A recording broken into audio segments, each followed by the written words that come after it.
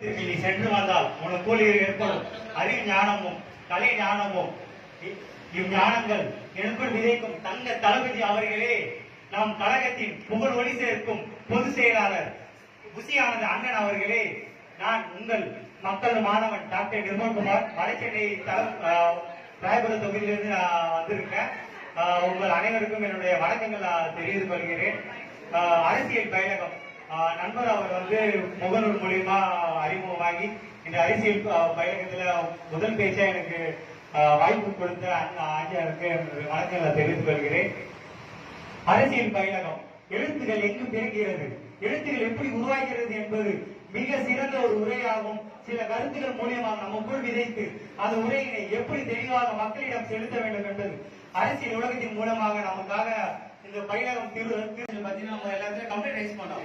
ஆனா அந்த கம்ப்ளைண்ட்லாம் சரியான முறையிலே இன்னமும் இந்த ஆட்சி நிறைவேற்றப்படவில்லை. நான் கேட்கும் போது போன் பண்ணி கேட்கும் போது சொல்லுவாங்க, இல்ல சார் நாங்க நீங்க ஏன் சார் கம்ப்ளைண்ட் பண்ணீங்க, வெயிட் பண்ணுங்க சார், அது உடனே செயல்பாடு நாங்க பாத்துட்டு இருக்கோம் சார் சொல்லிட்டு தான் இருக்காங்க ஒழிய இது வரைக்கும் எந்த ஒரு கம்ப்ளைண்டும் மக்களுக்கு தீர்வு அடையவே இல்லை. அதே போல முதலமைச்சர் தனிப்பிரிவுன்னு சொல்லி கொடுத்திருக்காங்க. இது வரைக்கும் நான் கேட்கிறேன், நம்ம மக்கள் இருக்காங்க, யாராவது இது வரைக்கும் மனு கொடுத்திருக்கீங்களா? இது வரைக்கும் யாரும் கொடுத்ததில்லை. ஏன்னா கிடையாது.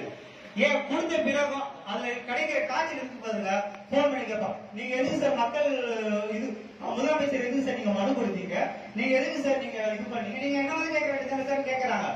ஆனா முதலமைச்சர் தான் சொல்லு, நீங்கள் கிடைக்கும் மனுக்களை எங்களிடம் பெற்றுக்கொள்ளுது, நாங்க பெற்றுக்கொள்ளுறப்ப நாங்கள் தீர்வடையும் என்று சொல்றாங்க. ஆனா கொடுத்த அப்புறம் எந்த மக்களுக்கும் தீர்வே கிடைக்கல. அவங்க எப்படி மக்கள் முதலமைச்சர் தனிப்பிரிவுக்கு மனு கொடுப்பாங்க? சோ ஒவ்வொரு செயற்திட்டமும் ஒவ்வொரு புள்ளி விவரத்துல அந்த அளவுக்கு பண்ணதே கிடையாது இந்த அரசாங்கம்.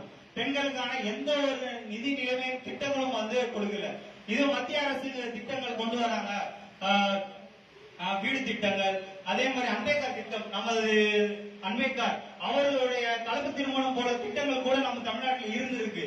ஆனா இன்னைக்கு கூட கலெக்டர் ஆபீஸ்ல போய் கேட்பேன், நான் இந்த மாதிரி அம்பேத்கர் ஒரு திட்டத்தில் நம்ம மத்திய அரசு இருக்கு, அது இங்க செயல்படு சார், அது போன ஆட்சியிலேயே அது முடிச்சிட்டாங்க சார், இப்ப இல்ல சார். ஏன்னா மாநில அரசும் மத்திய அரசுக்கும் இருக்கிற நிலைப்பாடும் சரியில்லை. அப்படி எப்படி மத்திய அரசுல இருந்து மாநில அரசுக்கு செயல்பாடு வரும்?